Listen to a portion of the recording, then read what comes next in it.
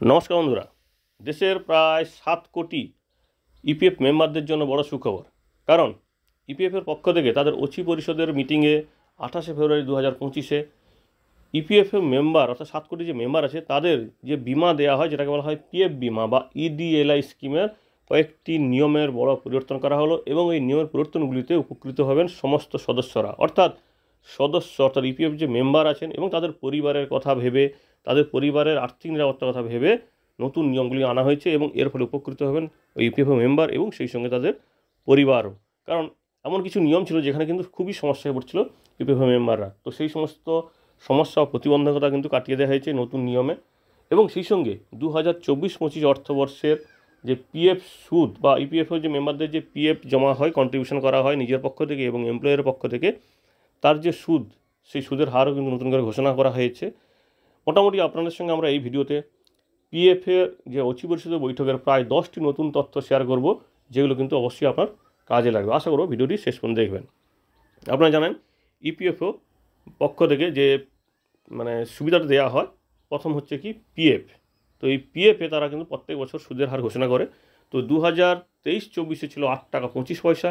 তো এবছর কিন্তু সেই 8 টাকা 25 রেখে দেওয়া হয়েছে, অর্থাৎ অপরিবর্তিত রাখা হয়েছে। ডক্টর মনসুখ মান্ডব্য হচ্ছে 237তম মিটিংয়ে কিন্তু এই সিদ্ধান্ত নিয়েছেন এবং ওখানে অচি পরিষদের সমস্ত সদস্যরা ছিলেন। তো আপনারা দেখতে পাচ্ছেন স্ক্রিনে। এরপরে আসি যে ইডিএলআই স্কিম বা পিএফ বিমায় কী কী নতুন পরিবর্তন করেছে। আপনারা জানেন যে ইডিএলআই স্কিম বা যেটাকে বলা হয় এমপ্লয়িজ ডিপোজিট লিঙ্কড ইন্স্যুরেন্স, যেখানে ইপিএফও মেম্বারদের 2.5 লক্ষ থেকে 7 লক্ষ টাকা পর্যন্ত ইন্স্যুরেন্সের সুবিধা দেওয়া হয়। যেটা কি হয়, কোনো কর্মচারী কর্মরত অবস্থায় মৃত্যু হয়ে গেলে তার পরিবারকে টাকাটা দেওয়া হয়। সেটা 2.5 লক্ষ থেকে 7 লক্ষ টাকা হতে পারে। তো সেটা কতটা হবে সেটা তাদের একটা হিসেব আছে, সেই হিসেব অনুযায়ী কিন্তু এটা নির্ধারণ করা হয়।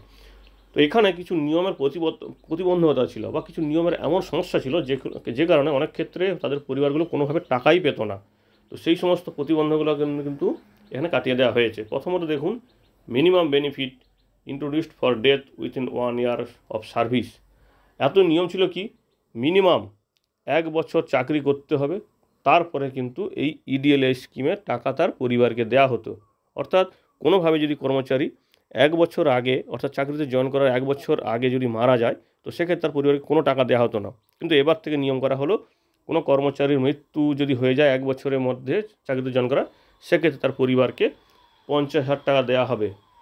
অর্থাৎ এই সুবিধাটা সম্পূর্ণরূপে তাদের পরিবারকে দেওয়া হবে। এবং এখানে বলা হয়েছে, দেখুন, এই রকম কিন্তু আশা করা যায় প্রত্যেক বছরই কিন্তু এইরকম কেস হচ্ছে এবং 5,000 মতন কিন্তু প্রত্যেক বছর হতে পারে এবং হচ্ছেও সেই রকম। এই জন্য একটা অ্যাপ্রক্সিমেট এই হিসাবটা বলা হয়েছে। এবারে আসি 2 নম্বরে। বলা হচ্ছে যে কোনো কর্মচারী ধরুন কন্ট্রিবিউট করতে পারলো না, অর্থাৎ দেখা যাচ্ছে অনেক ক্ষেত্রে তারা কন্ট্রিবিউট করতে করতে হয়তো কোনো কারণে কোনো কর্মচারী 6 মাস ধরে কোনোভাবে টাকাটা পড়লো না। তো সেক্ষেত্রে এতন কী হতো যে 6 মাস পর্যন্ত টাকাটা জমা না পড়লে সুবিধা পাওয়া যেত না। তো এবার নতুন নিয়মে কিন্তু 6 মাসের পর্যন্ত টাকা না জমা পড়লেও কিন্তু সুবিধা পাওয়া যাবে। অনেক ক্ষেত্রে দেখা যায় কোনো কর্মচারীর মৃত্যু হয়েছে, সেক্ষেত্রে তার 6 মাস পর্যন্ত কোনো তথ্য নেই। তো সেক্ষেত্রে যদি এরকম টাকা জমা না পড়ে, তার ক্ষেত্রেও কিন্তু টাকাটি দেওয়া হবে। অর্থাৎ ইডিএলআই স্কিমের সুবিধা দেওয়া হবে, যেটা তার নিয়ম অনুযায়ী যেরকম পাওয়ার কথা সেরকম থাকবে।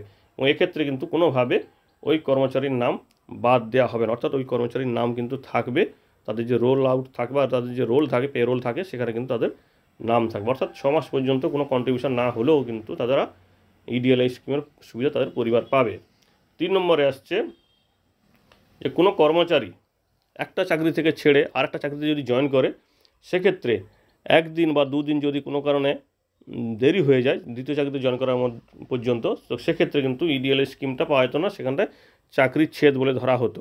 তো এবার কিন্তু সেটা আর করা হচ্ছে না, এবার সেটাকে 2 মাস পর্যন্ত বাড়ানো হলো। অর্থাৎ 2 মাস পর্যন্ত তিনি যদি নাও চাকরিতে জয়েন করেন, তারপরও সেই তাতেও কোনো সমস্যা নেই। অর্থাৎ 2 মাস পর্যন্ত ওনাকে সুযোগ দেওয়া হবে।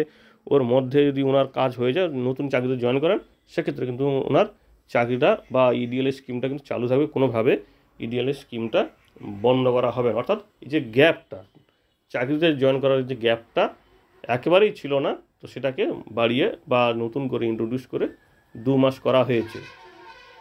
এবং সেই সঙ্গে বলা হয়েছে দেখুন, এই যে ডেথ ক্লেম বা ডেথ কেসগুলো প্রত্যেক বছরই প্রায় 1000-এর বেশি আসছে এবং এখনও পর্যন্ত মোটামুটি প্রায় 20,000 কেস কিন্তু এরকম হয়েছে এবং সেক্ষেত্রে আরও যে বিভিন্নভাবে যে কর্মচারী বা সদস্যদের মৃত্যু হচ্ছে সেই রকমও কিন্তু সব মিলিয়ে 20,000-এর কাছাকাছি ক্লেম দেওয়া হয়েছে বলে জানিয়েছেন মন্ত্রী।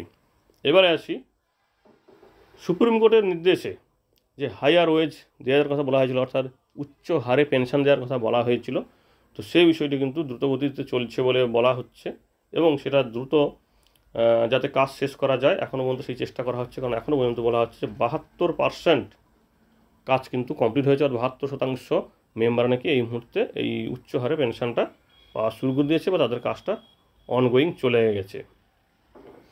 এবার আসি, সেন্ট্রাল প্রসেসিং যে সেন্ট্রালাইজ পেনশন পেমেন্ট সিস্টেম যেটা চালু হওয়ার কথা বলা হয়েছিল, যেটা জানুয়ারি 2025 থেকে চালু হয়ে গেছে এবং এখনও পর্যন্ত বলা হচ্ছে এইভাবে প্রায় 69.35 লাখ পেনশনার, অর্থাৎ 69,35,000 পেনশনার এখনও পর্যন্ত এই সুবিধাটা নিয়েছেন। 1,710 কোটি টাকা এখনও পর্যন্ত এইভাবে ডিসবার্স করা হয়েছে জানুয়ারি থেকে এই মাস পর্যন্ত, অর্থাৎ জানুয়ারি ফেব্রুয়ারি মাসে এতগুলি টাকা কিন্তু এই অনলাইন বা সেন্ট্রালাইজ পেনশন সিস্টেমের মাধ্যমে পেমেন্ট করা হয়েছে।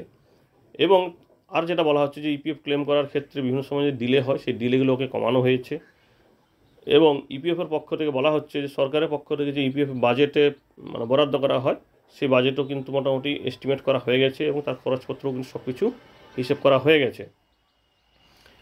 এবং সেই সঙ্গে দেখুন এখানে দেখতে পাচ্ছেন যে মিটিং চলছিল এবং এখানটায় মোটামুটি সবাই ছিলেন, এমপ্লয়ারদের পক্ষ থেকে ছিল, এমপ্লয়িজদের পক্ষ থেকে ছিল এবং সিনিয়র অফিসাররাও কিন্তু এখানটায় এই মিটিংয়ে ছিলেন এবং মাননীয় মন্ত্রী মনসুখ মান্ডব্যও কিন্তু এই মিটিংয়ে উপস্থিত ছিলেন।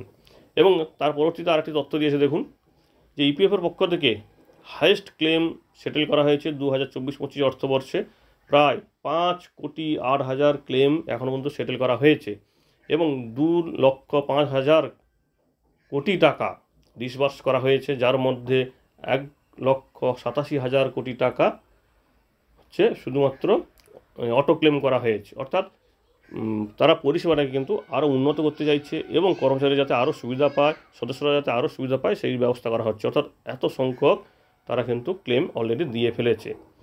এর পরবর্তীতে আর কয়েকটি বিষয় দেখুন যে 112তম মিটিংয়ে এক্সিকিউটিভ যে কমিটি যে মিটিং ছিল সেখানেও কিন্তু এই বিষয়গুলি হয়েছে। 25 ফেব্রুয়ারি সেই মিটিংটা হয়েছিল যে তারা ইপিএফ যে অফিসার আছে বা স্টাফ আছে তাদেরকে ইউপিএসের আন্ডারে কিন্তু নিয়ে চলে এলো এবং পরবর্তীতে এনপিএস বা ইউপিএস মেম্বার যারা আছেন তাদেরও কিন্তু এই সুবিধাটা কিন্তু দেওয়ার ব্যবস্থা করা হচ্ছে এবং সেন্ট্রালাইজ পেনশন যে সিস্টেম সেটাকে আরও মডিফিকেশন করা হবে যাতে 100% পেনশনার এই সুবিধাটা নিতে পারে এবং সেন্ট্রালাইজ আইটি এনাবেলড যে সিস্টেম বা যেটা বলা হচ্ছে ইপিএফ 3.0 সেটাকেও কিন্তু খুব দ্রুততার সঙ্গে লাগু করার ব্যবস্থা করা হচ্ছে এবং বলা হচ্ছে যে 31শে মার্চ হয়তো এই যে ইপিএফ 3.0 চালু হয়ে যেতে পারে এবং পেনশন হাইয়ার ওয়েজ যেটাকে বলা হচ্ছিল সেটাও কিন্তু আশা করা যায় যে মার্চ 2025-এর মধ্যে কমপ্লিট হয়ে যাবে।